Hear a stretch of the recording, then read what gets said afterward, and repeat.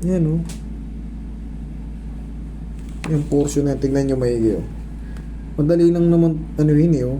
Tignan kung ano yung may diferensya. Tignan mo, visible yung square. Visible yung square. Square. Yan o, yung L4, L5, L5, S1. Parang connected the other side. Okay, very good. Hindi frozen. Okay. Connected dyan, isang ano yan pag ganun. Oo.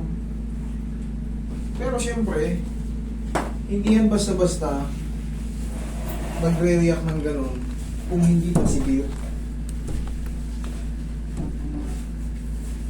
Balik na naman sa ano.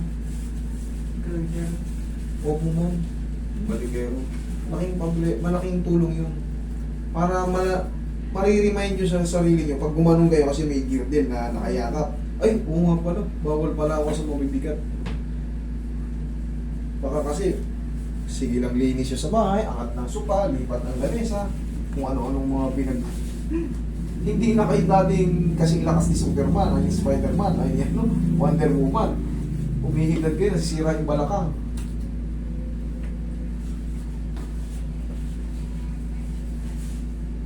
Relax lang. Huwag muna sundan, relax lang. Pero ang mahalaga, wala siyang compression fracture. Sira lang yung disc. Magagawang pa ng paraan yun eh. Tingnan mo ako nakabili nga ng ano? No. Bandage. Another one. Sige, yung palagilid. Ano yung mas masakit? Kanan yung kaliwa? O parehas ang buong balakang? Para kasing gumagano ng aking katawan pag hapon na, nagtitinda ako. So, kaya sabi Sige, ko ikaw baka patagilid. ano, Kaya nga eh. papunta dito. Patakbo ka ng bandage, kailangan natin ito dito. Kabilang sa'yo. Pero may girdle kayo sa bahay. Meron. O yun. Ilalagay ko muna ito pansamantala, bandage. Kasi, wala na. Iba na yung tsura ng back. Lower back ko na. Relax lang. Isa pa. Isa pa. Okay, nihaya.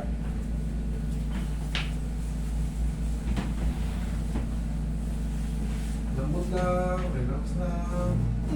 One more.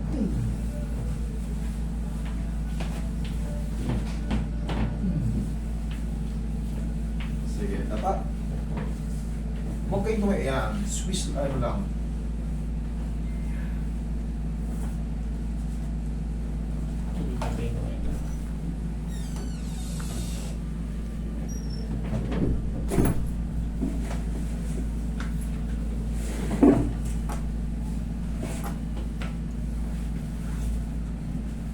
Relax lang.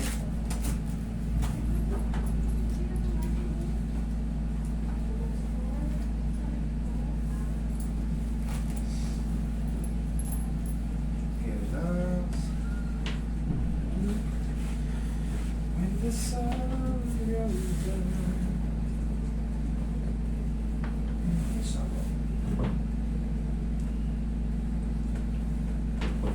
Massage mo ulit naman ako eh. Para hindi na ano, lagyan na natin dyan na nakalabas. Tignan nyo, pag naglakad kayo, mas maganda pa kayo. Tsaka ang kabit ng girdle ma'am, hindi sa taas ha. Alam niyo paano? Ganito. Kalahati ng puwet, kalahati ng balakang. Ayan, puwet. Okay. Yan ang pagkabit niyan.